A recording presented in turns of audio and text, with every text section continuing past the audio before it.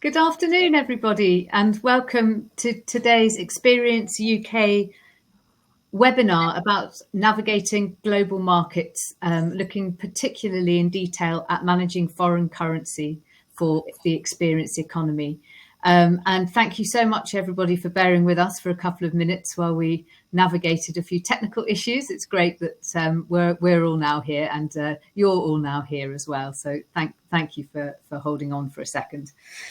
So today, the webinar is about how, as a business owner working in multiple international markets, you can manage your foreign currency to the best of your possible ability.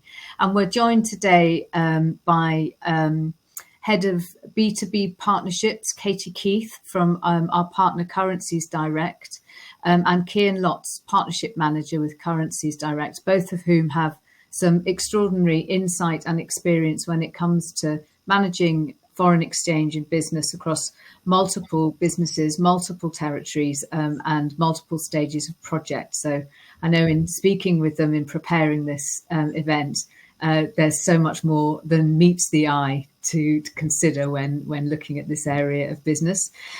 Also really pleased to be joined by Dawn Foote, the co-founder and CEO of Katapult, another Experience UK colleague who has most incredible experience of working again in multiple international territories as a business owner.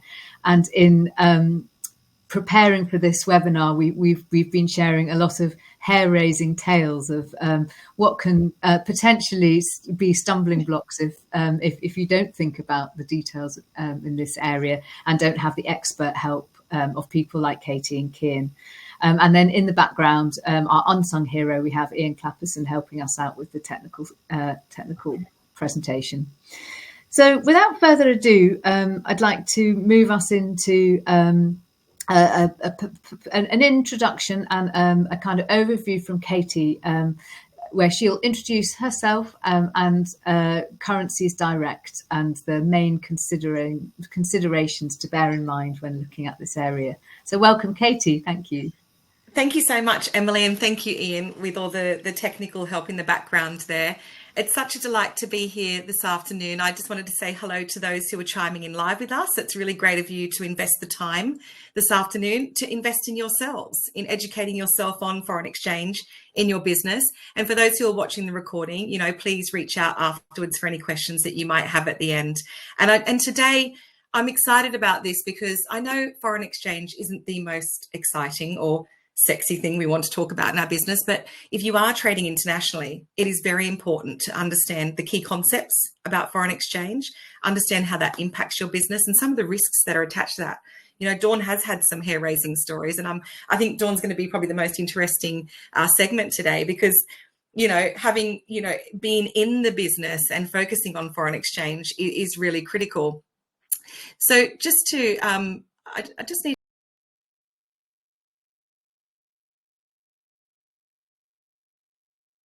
Looks like we've lost Katie for a second, so we'll just hold on for half a second, see if we get her back, and if not, I may go direct to Dawn and ask her a few questions about her experience. But we'll just hang on for a minute. If nothing else, this proves it's live. Exactly.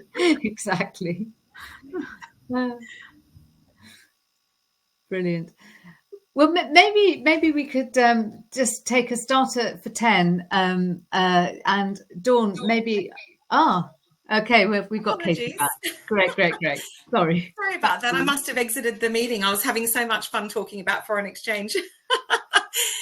Look, I just wanted to say, I hope today is insightful, educational, and that's what it's all about. It's just about sharing insights, experiences, and we look forward to hearing from all of your insights and experiences as well.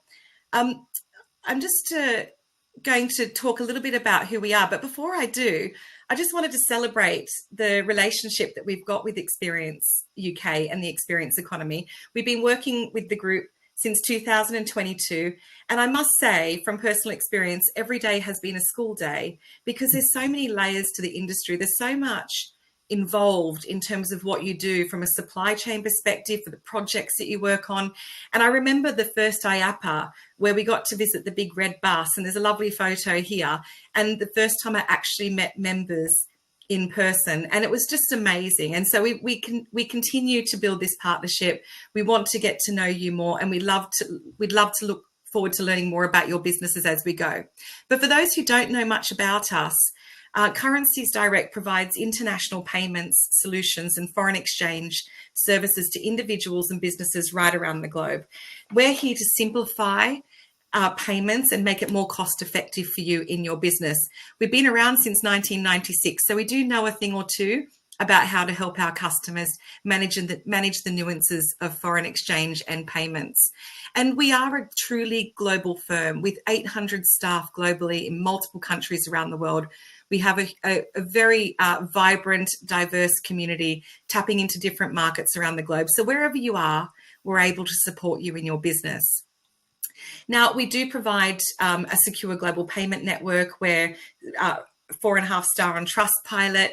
We are experts in payments and foreign exchange, but really we're here to simplify it for you as business owners. We understand that you need to be focusing on what you do in your business. So we try and take that load off you by offering our services and our remit into your business as a partner, so to speak.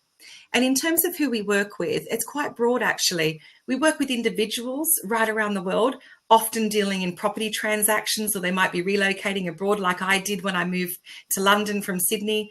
But we also work in partnerships. So Experience UK is a partner. We're here to educate, inform, and help you grow your knowledge in this space. And at the back end, we work with businesses just like you, our bread and butter. This is where we like to spend a lot of our time helping you to manage the risk in your business and also save on resource, time, and money at the bottom line as well. So that gives you a broad spectrum in terms of who we work with. But enough about us. I think we're going to have a bit of a conversation with Emily now. I think you've got a few questions for me. Yeah, absolutely. Thanks for that introduction, Katie. I really, really appreciate it. Just would love to go back to real basics for my own sake more than anything, and understand a little bit about the kind of terminology. So can you give us a brief overview of what actually foreign exchange is and kind of demystify some of the terms that can be really confusing for business owners moving into this area? Absolutely, Emily. And I actually have my notes here. You know why? Because after 25 years of working in finance, I still have to remind myself of what these terminologies mean. And even Dawn and I were laughing about this. You know, what would people be interested in knowing? Well, let's go right back to basics, because many of you chiming in today will be chiming in for a reason. You actually want to learn a bit more. Now, we will go into a little bit more detail, but I thought let's talk about what foreign exchange is. And it's in its simplest term, it's a marketplace for buying and selling currency and exchanging currency. So in its very simplest form, and you might hear it being thrown around as Forex or FX or payments, but really in its simplicity, it's from buying one currency to the other. And as a business owner, if you don't quite understand the intricacies of foreign exchange, it can be quite confusing. You know, it can be intimidating. You can get sweaty under the collar when you're making decisions, and sometimes you can make the wrong decisions as well. So let's demystify a couple of the terminologies in foreign exchange. And I wanted to start with the exchange rate. And, you know, sometimes I've heard, oh, is the exchange rate fixed? No, it's not. It is fluctuating constantly throughout the day. And it's where we compare one currency to the other in terms of how we trade that currency.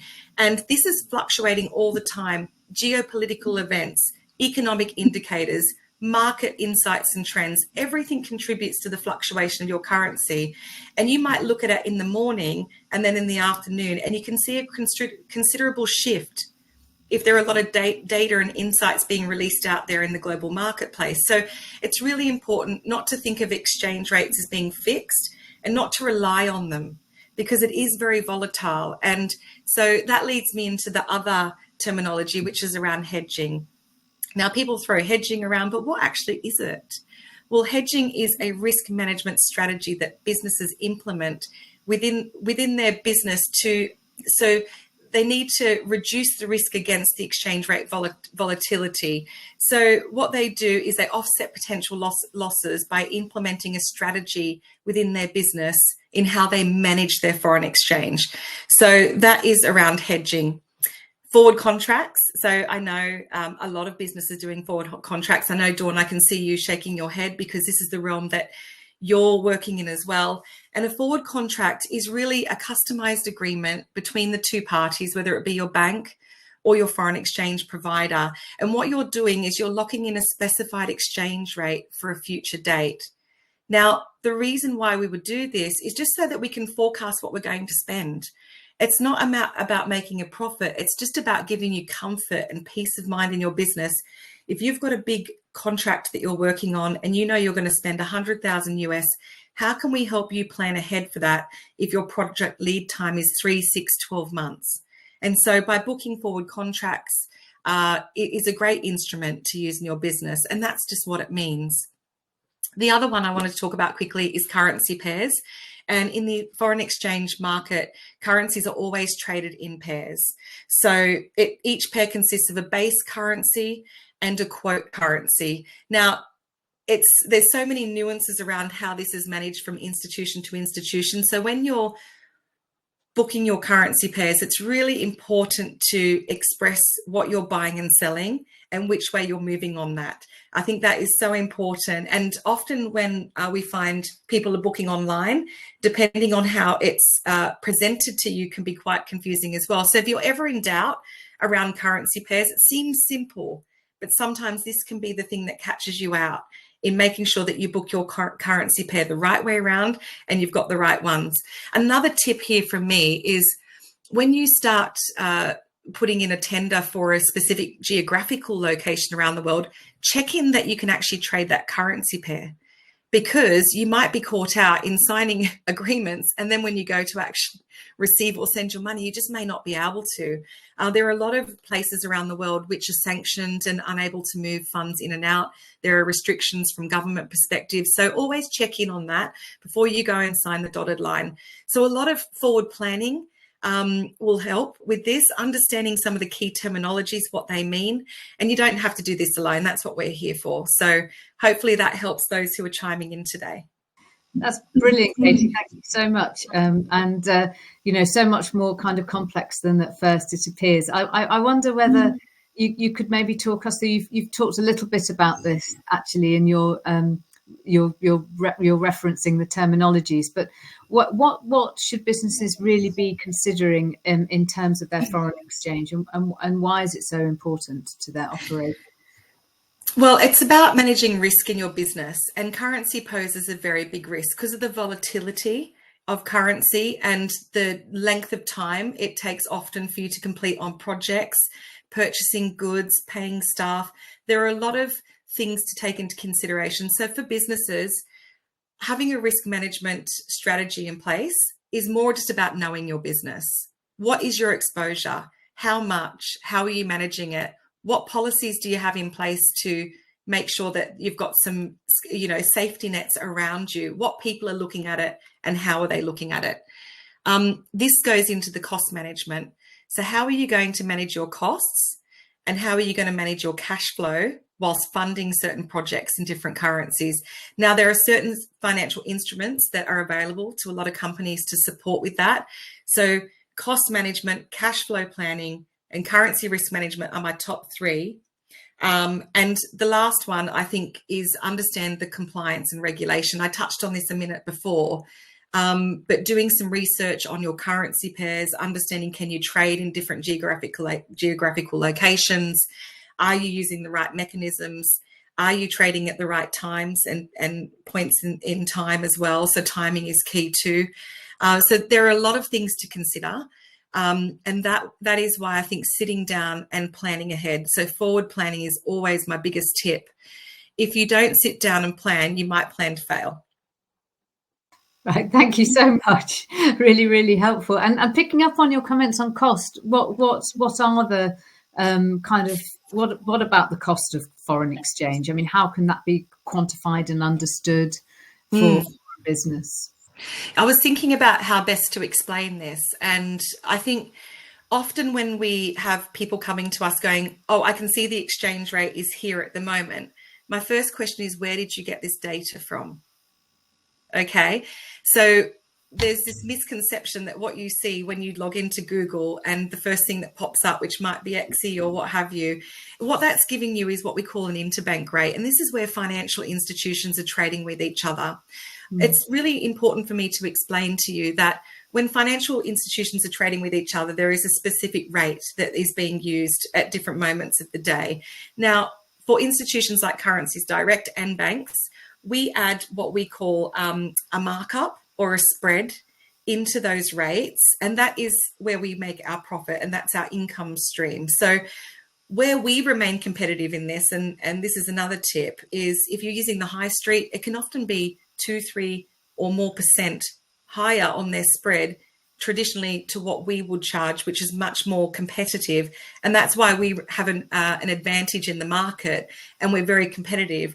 You know, we're doing about 10 billion in currency transfers every year. We can be competitive.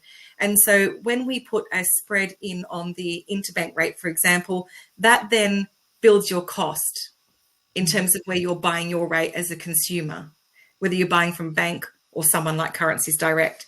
The other thing to be really careful about when it comes to looking at cost is some hidden fees and charges, depending on which regions around the world you might be trading in. So always ask those questions. What are the fees involved in this, doing this transaction?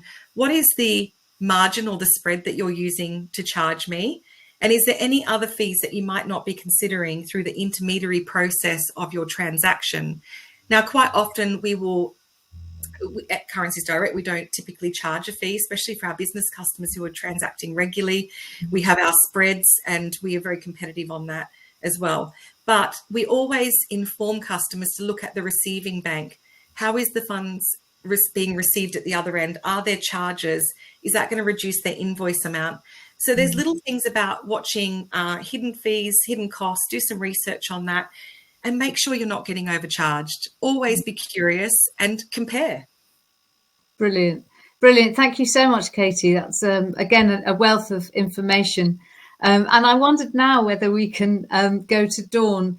And I would really love to hear, first of all, Dawn, about Katapult and your journey of growth in a global landscape, because I bet when you sat down and invented Katapult and started working on all your wonderful projects, you were not thinking about any of the issues that Katie has raised in the first part of this webinar. So maybe you could talk us through your journey with your company and how that's impacted.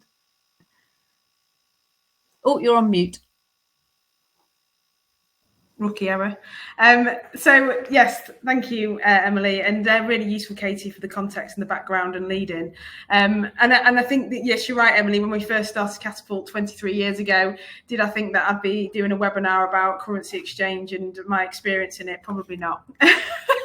But I am actually quite enjoy it, which is probably interesting to some of the rest of the team who is less there, something they enjoy. But it's something that I think, as you've learned over time and as we've grown and developed the business, I mean, we design themed attractions and experiences globally, and we work all over the world, from Middle East, North America, Latin America, South America, Asia, Europe. So we're dealing with many different currencies, and those currencies can, be us receiving money from clients in different currencies, but then also us paying suppliers in different markets, because we might be purchasing goods or production aspects which are in different markets. So we've kind of think about it in two ways: the one where client and receivables, and also paying suppliers, and how we can. What Katie said is also it's hugely about mitigating risk and understanding when we're working on a project. Right from those early stages is where we'll have conversations with, for example, Currency UK, our account manager there, when we're quoting for a project. Very early stages, in a certain market, you want to be competitive, but you also don't want to expose yourself. Making sure that the rates, and like you say, Katie, what somebody in the team might go and look on, like, well, what's the current rate? That doesn't give you a rate that's good for the next 6 months. And you might be putting in a tender for a project that might take 3 months in the tender process. And then actually by the time it's awarded could be anywhere between, another 3 months after that, or even 6 months. We know that projects can take long lead time. So you want to put in something that you think is competitive, but also is realistic and not going to leave you exposed in any way. So we have a whole conversation around that, and we have like a dashboard of all the currencies in which we work with, and then we update that every 3 months. So our quoting system has got like a rate in there, which is come from working with Currency UK to kind of like where's that rate. And so when people are pulling up quotes, we'll probably, if it's a big tender, we will do a final sense check on it, but at least we know that the figures we're putting in is based on the realms of what we think is realistic, and we update it regularly. So it's not something we set and then leave for 10 years. As you know, the markets move and change and shift, and big events can happen. And I think in terms of kind of mitigating risk, we look at there may be a project we're doing which has a supplier in North America, for example, and we're purchasing being billed from them in USD, that we want to make sure that if that project's lasting over 6 months, we want to be able to, for the benefit of us and the client, is to have a rate that's locked in on a forward. So where Katie was saying you book a forward, we book a forward saying that, we've quoted on this basis, we can lock it in, or you can set it and say once it hits this certain point, because when you pay that supplier, or when you don't know what the rate's going to be at that particular time, so it puts some security around a secured rate that that you've got, and not that, oh, we're due to pay that supplier now and suddenly the rate's completely different to what you'd quoted on. It means that what you've quoted on and what you're going to get is going to stay stable. And it is kind of holding out on that, and just being a bit more about forward looking around that. We've also done things like, as a lot of businesses will do who are working internationally, we have different bank accounts, so USD, Europe account. We learned some things, like you were saying, Katie, around certain markets where the money's coming to and from, and what's better, and maybe there's some flexibility as well with clients. We've got some clients in the Middle East who prefer to pay in USD because it works out better for them and us, actually, sometimes. So they have those sort of conversations as well about what's the best rate.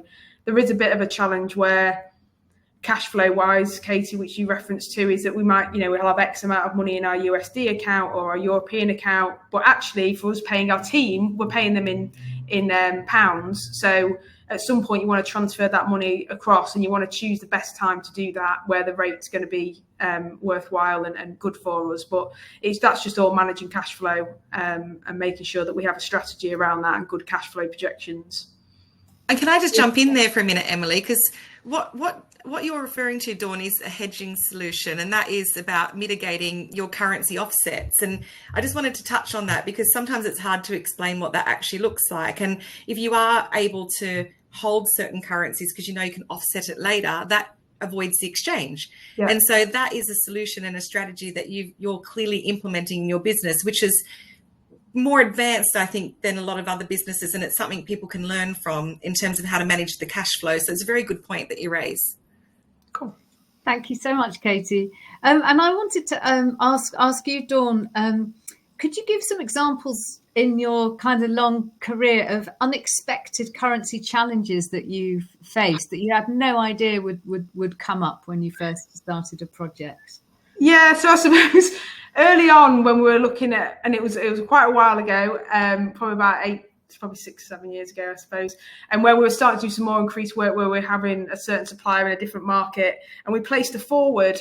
And it was the first time I'd ever done it in terms of forwards, and I was being really thorough, making sure I understood, and you do it by this date, and this is when you release it, and this is what I write, okay, and then I don't need to release that bit until another 3 months. So I'd kind of come up with a plan, and it's always obviously make sure you've got a really clear, robust client with a really clear, robust PO, because you don't want to be putting forwards on stuff that you're not gonna get that money for to pay down to the supplier. So I had all that stuff in place, and you kind of feel a bit nervous when you do something for the first time, because it's new and all that. And then went to bed. Anyway, at 4 o'clock in the morning, I got an email that had an automatic, it was like an auto email that came out from the exchange company that says, confirmation of your exchange forward, you need to pay, I think it was like £400,000 in 2 days. And I was like, oh my God, what have I done? What did I do wrong? And I had this blind panic at 4 a.m. that I had to find this cash from somewhere in 2 days. It was fine. It was just an automatic thing from the email system. And I'm pleased to say Currency UK don't issue those sort of emails. But that was just an auto email, and they were like, oh yeah, no, it's fine, that's not what it is at all, it's just an auto-generated thing. I was like, your auto-generated email nearly gave me a heart attack at 4 a.m. But yeah, I think it was just one of those kind of moments of, oh dear, what have I done? But it was all fine in the end.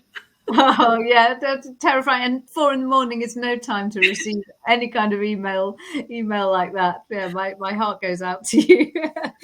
And then I wonder if there were a few things that you wish you could have known at the outset of your kind of growth in international trade. Are there a few things you would like to share with somebody who's earlier on that journey? Yeah, I think having different accounts, different currency accounts, as in with your bank, and understanding what those options are, making sure you've got a currency partner that you can speak to with an account manager. Also looking into kind of credit cards and how you can access some of those monies when in different places and different locations using the currency from that market in that market. So it's just having that strategy around managing cash flow and currency. And speaking to people who have already done it, because there's lots of people in our industry who do work in this way because it's a very much global industry. So just understanding the learnings from other people in the industry.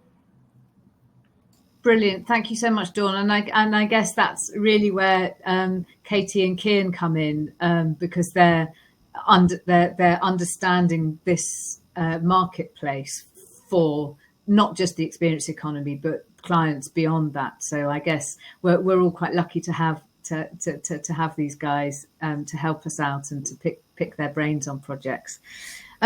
So before we move to Kian, I would just like to say to everybody listening that we're wanting to use the last kind of 15 minutes of this webinar to take questions, or even to bring little case studies. If anybody listening to what Katie and Dawn have shared so far, and what Kian is about to share, sparks up a kind of live example, we're really happy to hear that and run that last segment almost like a currency clinic, if you like. So a bit of alliteration for a Tuesday afternoon. So bear that in mind, and please use the chat function to start submitting your chat or questions. We can monitor both to submit your thoughts, questions, case studies that you'd like us to take a little glance at while we're here. Meanwhile, I'd love to hand over to Kian Lotz, Partnerships Manager, to take us through a couple of live case studies, ways that these guys can help, give us some top tips for managing currency exchange in our sector, and any further thoughts that he might have been thinking while Katie and Dawn were speaking. Thanks, Kian. Yeah, thanks very much. Good afternoon, everyone. Big thanks, Emily, for the introduction, and as well Katie and Dawn for those fantastic insights into the world of foreign currency.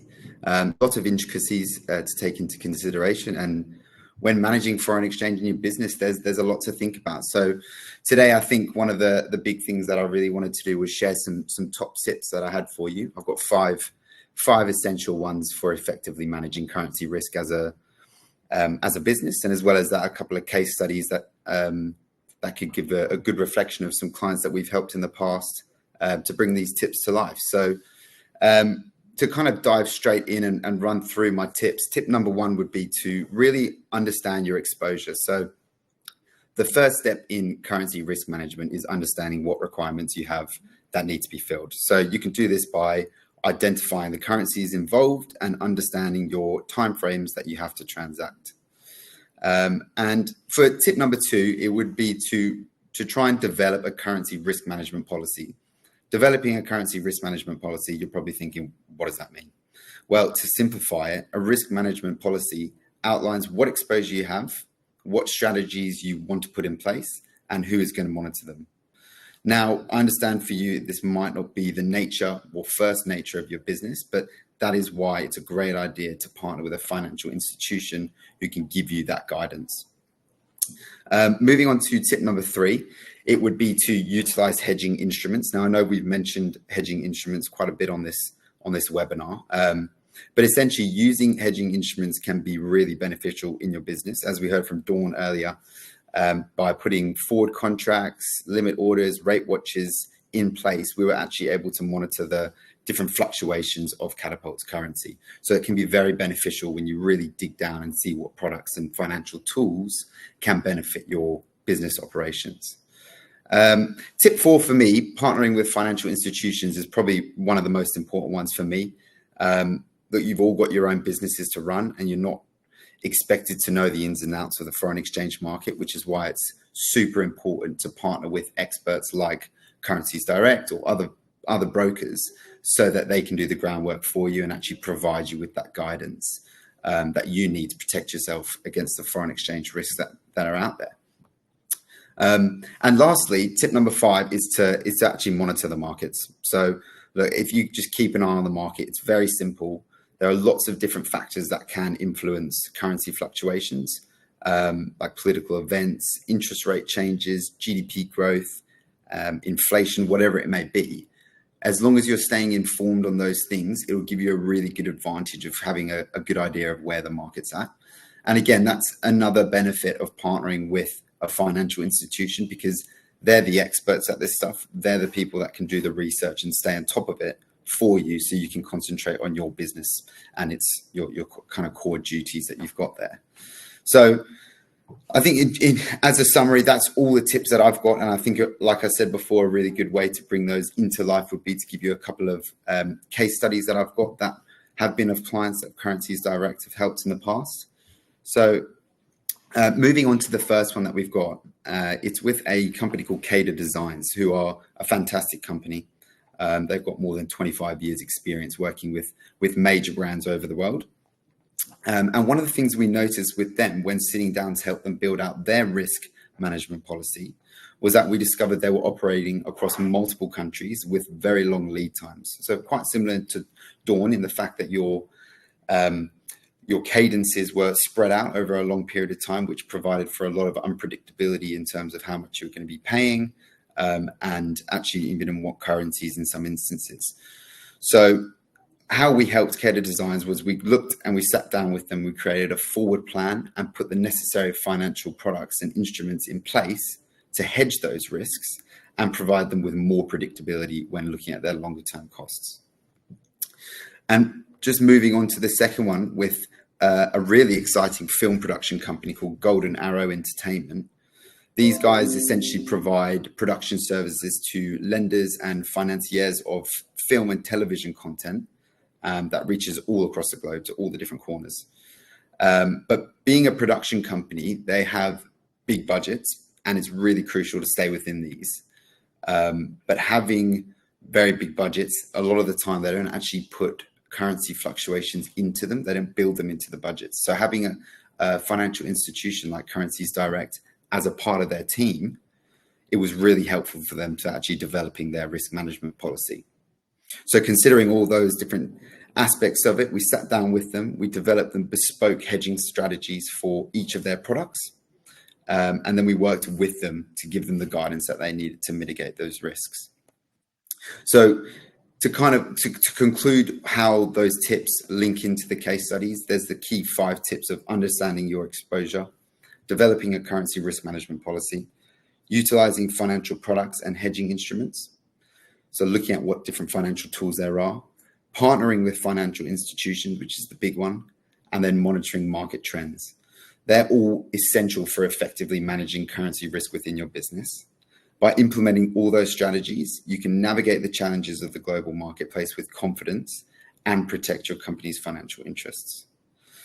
So that's all from me. Thanks so much, Emily, and the rest of the guys. Handing back over to you now for some Q&As, I think. Great, thank you so much, Kian. Those are really, really useful case studies. Good to see how your work in action can impact a business.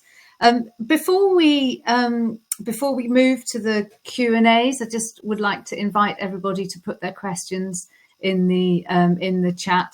I'd just like to start really by asking both Dawn and Katie, and in fact Kian too, all three of you, what your either your one top tip to a fellow business owner in terms of managing currencies would be, or the one thing that you really wish you'd known right at the outset of your work in this area. So we'll start with Katie.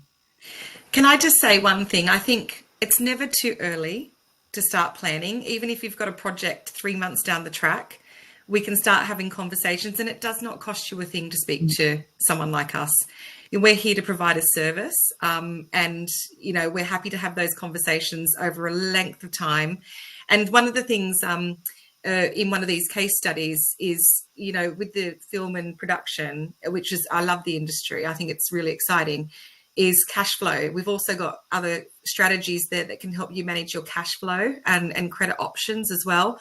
So look, there's so many things that are available to you. And the one thing that I've realized over the years, after I spent 20 years working in banking, and I can assure you that not many people know about foreign exchange in banking unless they're sitting on a big trading floor. And so you are going to need the expertise that you need, people by your side. So don't be afraid to reach out to us, to other providers, do your research, have lots of conversations, be really open to learning about it. You don't need to know everything. It's not your job to, but you need to build a level of trust with whoever you work with. And I think that's key for me. So I know there's a lot of points in there, but again, it's never too early. It's always a conversation. It doesn't cost you anything but your time. Thank you, Katie. That's really helpful. How about Dawn? Yeah, I think, being open to learn and understand that things change and move and flex, and that what's the best solution for your business, and dialing in the bits that you need, but also knowing that as things change, you might be doing things that could be improved. So having those conversations and having people that you can bring in and have those chats with, I think just taking advice and seeing what's right for your business. Brilliant. Thank you, Dawn. And finally, how about Kian? Thanks, Emily. Yeah, I think mirroring a couple of things from Kay's perspective, but it really, coming into the industry, it shocked me how many people were still with the bank, still getting charged hidden fees, charged 2-3%, as Katie mentioned earlier, on their transactions. When you're transacting internationally and on a regular basis, that can really add up. I've got a bit of experience in retail banking myself. So I had lots and lots of businesses coming into the branches and making international payments and being charged these fees without actually knowing. So it really was a shock to me. So I'd encourage anyone to look into the expert side of the industry and try and get some advice. Brilliant. Thank you, Kian. That's so great. Now, just I can't see any questions come in yet. I've got a question for Dawn, actually. Lovely. Because but it's really interesting because, like, Dawn, when you were talking about your strategy and you've got a spreadsheet and you're monitoring it, like, that is a really great implementation. Like, where did you get started on that? Like, if I'm a business who's just literally coming in, like, where did that sort of come from? Did you get help from a financial director? Did you do it yourself? Like, how did you build the infrastructure internally and then sort of build our information into that? Yeah, so it's part of our central agency software management that we've kind of built over the years, and we've tweaked it and tailored it to our requirements. So it's part of our process, really, that we have that as part of our central costing thing, where we've got multiple currencies that sit across depending on what we're quoting on. And sometimes clients need quotes in SAR or they want quotes in USD. So it's making sure that all the systems and process set up, but those obviously need to be pulled from a central, reliable source in terms of what exchange rate we're putting on it, because what we put into that system is our costs or production time in our thing and how that converts. So it's just making sure it's a lot of it around processes. We've got a really strong team on that side that just makes sure we've got the right processes in place. And then we sanity check that data with our account manager. Yeah, it's really interesting. I think there needs to be some system and framework, and that helps you to reduce the risk again. And there's so many layers to it. And one other thing I was curious about is when you're bidding for tenders in the industry, and maybe others can relate to this, how do you consider your foreign exchange at that point? Yeah, and that's when, again, we look at how far ahead it's going to be and making sure that our rate is built in. And then I guess when we're doing things which has production aspects to it, we can be giving them a ROM cost for what the production elements are. And then if there's different currencies in that, we put a conversion on that we think, okay, that's sensible to do for quoting purposes. And then once that converts to something real, we can lock in what an actual rate is and firm it up into actuals. And it depends because if we're managing a project that's full turnkey, that all those costs and responsibilities sits under us. So we're responsible for that central budget and making sure that it's, working, and we're not doing things that overspend or go. We have to keep a close eye on that. Yeah, absolutely. I think that's such a key thing to consider, is the pricing mechanisms when you're going through this process, because it can really impact. And we've actually seen companies that have lost huge amounts of their profits because they haven't actually put a strategy on the forward planning on this as well. So it's really such a delight to see all the processes and implementation that you've put the time and energy into doing. And I think that even, doesn't matter how big or small your business is, like just having some key processes and being organised with it can go a long way. Yeah, absolutely. Brilliant. Well, thank you so. Sorry, Katie. No, that's it. Thanks, Emily. So yeah, thank you all so much. I think that I haven't seen any questions or anything in the chat either. So what I'm expecting is that people will probably be absorbing what's been a really fascinating and detailed account of the things to think about. And I'm guessing we'll absolutely want to come back to you, Katie and Kian, with questions about how Currencies Direct can help and support them on their currency journey. So I'm guessing that you're very happy to speak to people. Absolutely. Yeah, we're open. We're a part of the community, and we see ourselves as your colleagues, and we hope that you can feel free to pick up the phone to us. We're on the directory. You can get in contact via Ian. I've met a lot of you in person, and we're genuinely here to help. We want to make sure that you're making the most out of every transaction that you make in your business. So yeah, any way you would like to contact us. Amazing. So I mean, you can contact Katie and Kian through Currencies Direct or through the Experience UK portal as well. Ian or I or any of us can help. So thank you so much, everybody, for your time and insights. Thank you, Dawn, for being so candid, and it's really amazing to be able to learn from other people's 4 a.m. Horror stories. It's all very, very generous of you, and brilliant to have the expertise of Kian and Katie on the call this afternoon. So I'm going to say goodbye. Thanks, everybody. Thanks to Experience UK for hosting this, and it will be put up as a recorded piece. So if you weren't able to come and be here live, you'll be able to take a look and gather the information at your leisure. Thank you, Emily. Goodbye, thanks, Dawn. Thanks, Kian. Thank you very much. Thanks, guys. Bye bye.